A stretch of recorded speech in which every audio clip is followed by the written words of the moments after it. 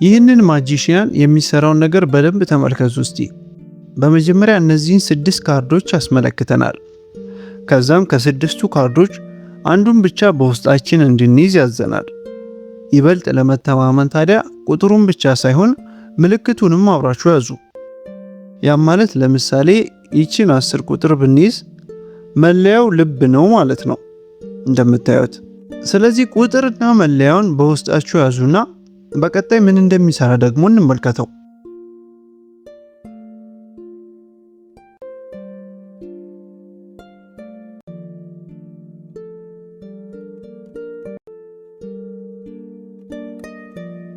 እንደምታዩት እናንተ በውስጣችሁ የያዛችሁት ካርታ አሁን ተሰውሯል። ይሄ እንዴት ሊሆን ቻለ? ስለዚህ የዚህ መልስ በቪዲዮ መሃል ላይ ስለምነግራችሁ እስከ መጨረሻ እንድትከታተሉኝ ይጋብዛችኋለሁ። ይህንን የካርታ ጨዋታ በዚህ ቪዲዮ መጀመሪያ ለምን እንዳሳየዋችሁም አሳውቃችኋለሁ። አሁን ወደዛ ቪዲዮ እንግባና አብዛኛው ጊዜ ብልህና በጣም የበሰሉ የሚባሉ ሰዎች ለምን ብዙ እንደማያወሩ አስተውላችሁ ታውቃላችሁ? ምስጢረኛ የሆኑ ወይም በጣም ድብቅ ለመሆን ሳይሆን በጣም ስልታዊ ስለሆኑም ጭምር ነው። ነገር ግን ጅል የሚባሉ ሰዎች ደግሞ ሰዎች በእነሱ ላይ ከሚያደርሱባቸው ጉዳት በላይ ስለ ራሳቸው ሁሉንም ነገር ለሰዎች እየተናገሩ ራሳቸው ላይ ትልቅ አደጋን ይጠራሉ። በዛሬው ቪዲዮ ጅል የሚባሉ ሰዎች ስለ ራሳቸው የሚናገሯቸውን ምስጢሮች ነገር ግን በጭራሽ መናገር የሌለባቸውን 3 ነገሮች እንመለከታለን።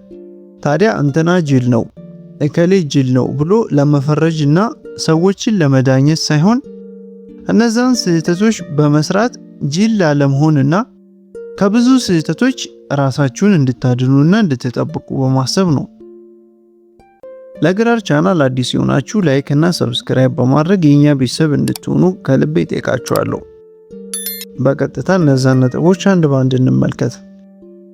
ጅል ሰዎች ብቻ ስለ ራሳቸው ከሚናገሩት ነገርና ብልሆች ግን ሁሌም ምስጢር ከሚያደርጉት ነገር መካከል የመጀመሪያው የረጅም ጊዜ እቅዶቻቸውን ነው። ስለ እቅዶቻችን ለሰዎች ብዙ በተናገርን ቁጥር አእምሮአችን ዶፓሚን የሚባል ሞለኪውል መልቀቅ ይጀምራል። በሌላ ስሙ የደስታ ሆርሞን በመባል ይታወቃል ዶፓሚን። ይህ ኬሚካል ማለት ታዲያ እነዛን እቅዶች አሳክታችሁ ስትጨርሱም አእምሮአችሁ የሚያመነጨው ወይም የሚለቀው የደስታ ሆርሞን ማለት ነው። ስለዚህ ከዚህ ምን ትረዳላችሁ?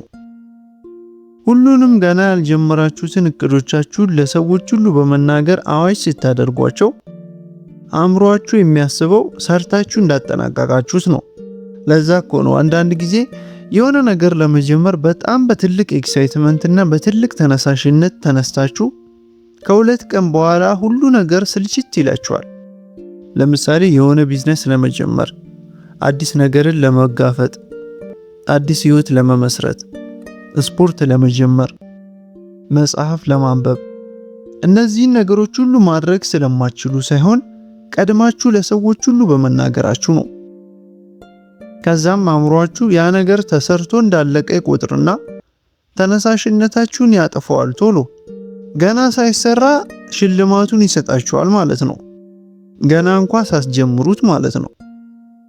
ከዛ በተጨማሪ የሚያዳምጧችሁ ሰዎች በሙሉ የእናንተን ስኬት የሚፈልጉ ከመሰላችሁ በጣም ተሳስታችኋል። ገና እቅዳችሁን ስታሳዩአቸው የሚደነግጡና በቅናት መንፈስ ሆነው መጥፎ ሐሳብ የሚሰጧችሁን ሰዎች እንዳሉ አትርሱ።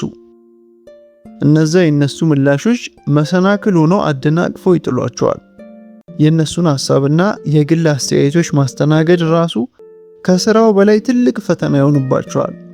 ይሄ ስራ ላንቺ አይሆንም፣ ይሄ ነገር እኮ ብዙ ሰው ስለከሰረበት አንተም እንዳትከስር ቀድሜ ልንገርህ፣ በኋላ የለሁበትም፣ እንደዚህና ሌሎች ኔጌቲቭ የሆኑ ሐሳቦችን ይሰጧቸዋል። የሚደግፏችሁ ሰዎች ቢኖሩም አብዛኞቹ ግን አይደግፏችሁም። ጥርጣሬን፣ ፍርሃትን፣ ትኩረታችሁን በታትነው ተስፋ እንድትቆርጡ የሚያደርጉ ሐሳቦችን ይሰጧቸዋል። ይህንን ሁሉ ድብደባና የተለያዩ ሐሳቦችን ራሱ ላይ የሚጠራው ታዲያ ጅል ሰው ብቻ ነው። አፉን መሰብሰብ ስላቃተው ብቻ ገና ሳይጀምር ይሸነፋል። ብልህና ብልጥ ሰው ግን እቅዶቹን ለሰዎች ሁሉ እየዞረ ከማውራት ይልቅ ዝምታን ይመርጣል። ብልህ ሰው ውስጡ ህልሙን ለማሳካት በየቀኑ እንዲጓጓ ያደርገዋል። ከዛ ባለፈ ደግሞ ሁሉም ሰው አሸናፊ እንድትሆኑ አይፈልግም።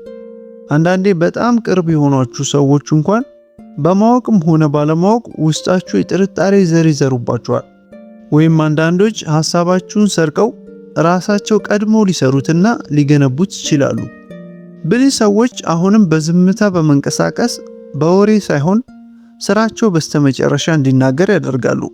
ለጭብጨባ ከመኖር ይልቅ ስራችሁን አይተውላችሁ ሲያደንቋችሁ ነው የራስ እምነትን መገንባት የሚችሉት እና በራስ መተማመናችሁን የምትጨምሩት። በዝምታ መጓዝ ኃይልን አምቆ መጓዝ ነው። ሰዎች ይወቁልኝ ብሎ ሐሳብን ሁሉ ማጋራት የጅል ስራ ነው። ድብቅ በመሆን አሸናፊ ሁኑ በቀላሉ። ሁለተኛ ደግሞ የግል ህይወታችሁ ነው። ጅልና ሞኝ የሚባሉ ሰዎች ከሚለዩባቸው ሌሎች ነገሮች መካከል አንደኛው ጓዳ መቅረት የነበረበት ጉዳያቸውን አደባባይ ሲያሰጡት ነው።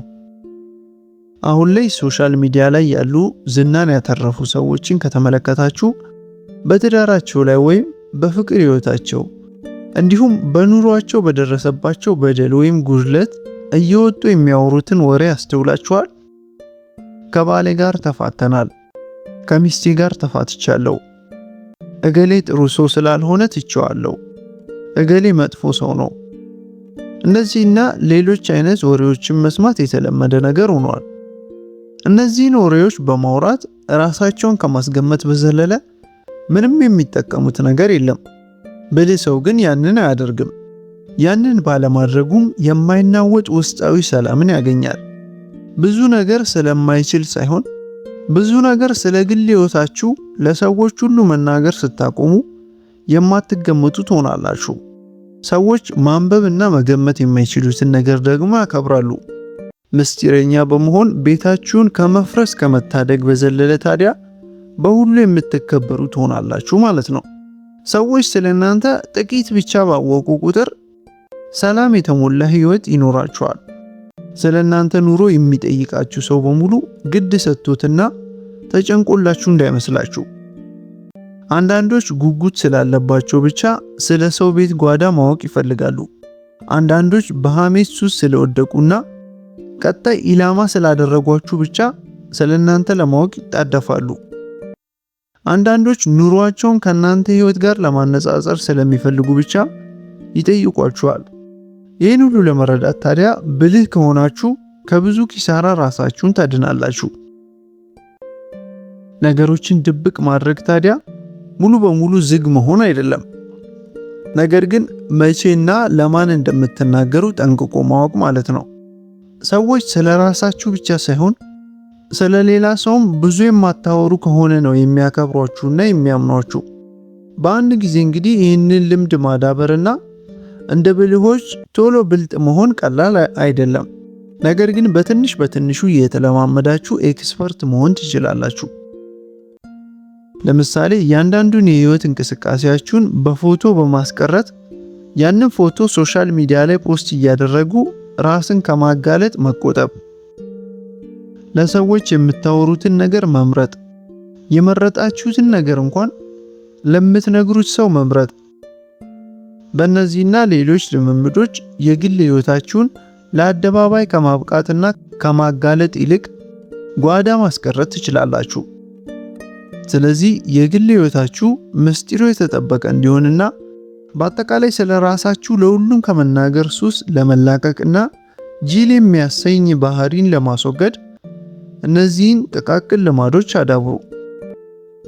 አንደኛ፣ እያንዳንዱ እቅዶቻችሁን አዋጅ አታደርጉ። ሁለተኛ፣ ችግር ውስጥ ብትሆኑ እንኳን አንድ የኔ የምትሉት ሰው ብቻ አማክሩ እንጂ ለሁሉም ችግራችሁን አታውሩ። ለሁሉም ሰው ሁሉም ነገር አይነገርም።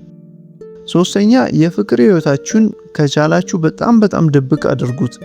ሰላማችሁን ትጠብቃላችሁ። በዛ ምክንያት የግል ነገራችሁ ስነ ስርዓታችሁ ነው። በውስጥ ሰላምና በውጭ ጫጫታ መሃል የምትገነቡት ድንበራችሁ ነው። ስለዚህ ሰላማችሁን፣ ኃይላችሁንና ለውጦቻችሁን የምትፈልጉ ከሆነ ዛሬውኑ ስለ ግል ህይወታችሁ ብዙ አለማውራትን ተለማመዱ።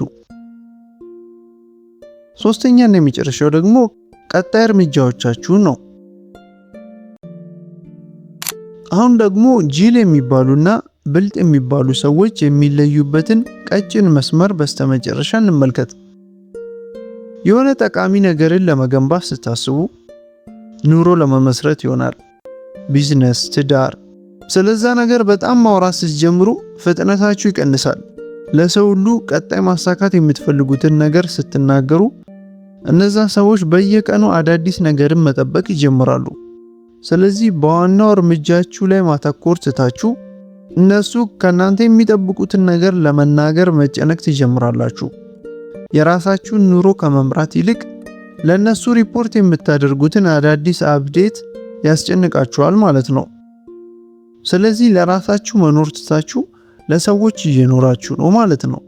ይሄ የጅል ሰው ባህሪ ነው። በጭራሽ እንደዚህ አታደርጉ። ስለናንተ ኑሮ ሌላ ሰው ጣልቃ ሊገባ አይገባም። የምትጠጡት ቡና ላይ እንኳ 2 ማንኪያ ስኳር ለማይጨምርላችሁ ሰው በመጨነቅ ራሳችሁን አትጉዱ። ለሰው ሁሉ ስለ ቀጣይ እርምጃዎቻችሁ የማሳወቅ ግዴታ የለባችሁም። እንደውም ጀግና ከሆናችሁ ለቤተሰብ ጭምር ባለመናገር ሲሳካ ብቻ አሳዩአቸው። ቀጣይ እርምጃዎቻችሁን ተመልካች መድረክ አያስፈልገውም። ትኩረት ነው የሚያስፈልገው። ትኩረት በማድረግ ደግሞ ብዙ ኪሳራን ማስወገድ ትችላላችሁ። ከዚህ በኋላ ቀጣይ እርምጃ ሲኖራችሁ ምስጢር አድርጉት። በዝምታ ተንቀሳቀሱ። ስኬታችሁ ብቻ አፍ አውጥቶ ይናገርላችሁ። እነዚህ 3 ነጥቦች ታዲያ ጅል ወይም ሞኝ የሚባሉ ሰዎች ስለራሳቸው የሚናገሯቸው ትልልቅ ስህተቶች ናቸው። አሁን መግቢያ ላይ ስለጠየኳችሁ ጥያቄ ምናልባት መልሱን ካላወቃችሁት ልንገራችሁ። ካርታውን ሲያሳየን ሰውየው መጀመሪያ ያሳየን 6 ካርታዎችን በውስጣችን እንድንይዝ አንዱን እንድንይዝ አዞ ነበር። ነገር ግን ሁለተኛ ላይ በሚያሳየን ጊዜና አንዱን በሚያስወግድበት ጊዜ ጠቅላላ መጀመሪያ ላይ ያሳየንን ካርታዎች ይቀይራቸዋል። አንዱን ብቻ ሳይሆን የሚቀንሰው አጠቃላይ ካርታዎቹን የሚቀይራቸው። ስለዚህ በዛ ሰዓት እንኳን አንድ አይደለም 4 ካርታን በውስጣችን ብንይዝ 4ቱም አይገኙም ሁለተኛው ላይ ማለት ነው። አሁን ግልጽ ሆኖላችኋል ብዬ አስባለሁ። ስለዚህ በህይወታችን አንዳንድ ነገሮችን ድብቅ ማድረግ ምን ያህል ጠቃሚ መሆኑን በዚህ ጨዋታ እንኳን መረዳት እንችላለን። ምክንያቱም ምን ያህል ትኩረትን እንደሚሰጥን አይታችኋል መቼም፣ እንዴት በጉጉትና በደስታ እንደምንጠብቀው መልሱን ለማግኘት ማለት ነው። ስለዚህ በህይወታችሁ መነገር የሌለባቸው ብዙ ነገሮች አሉ። ከነዛ መሃልም እነዚህ 3 መሰረታዊ ነገሮች አሁን የገለጽኩላችሁ ነገሮች ናቸውና እነዚህን ሁሌም ምስጢር አድርጋችሁ ለራሳችሁ ብቻ በመጠበቅ እንደ ብልህ ሰዎች እንድትሆኑ እፈልጋለሁ። ይህ ቪዲዮ በልዩነት እንድታስቡ ከረዳችሁ ላይክ እና ሰብስክራይብ አድርጉ። በብልሃት ስለማሰብና ህይወትን አሸናፊ መሆናችሁን በስተመጨረሻም ስኬታማ መሆንን ካሰባችሁ ቁጥር 0 የሌላቸው በጣም ጠቃሚ ኮንቴንቶች በዚህ ቻናል በስፋት ስለሚኖሩ ቀጣይ ቤተሰብ እንድንሆን ሰብስክራይብ አድርጋችሁ አብረን እንድንቀጥል እጠይቃችኋለሁ። እስከ መጨረሻው ስለተከታተላችሁኝ በጣም አመሰግናለሁ። ባይ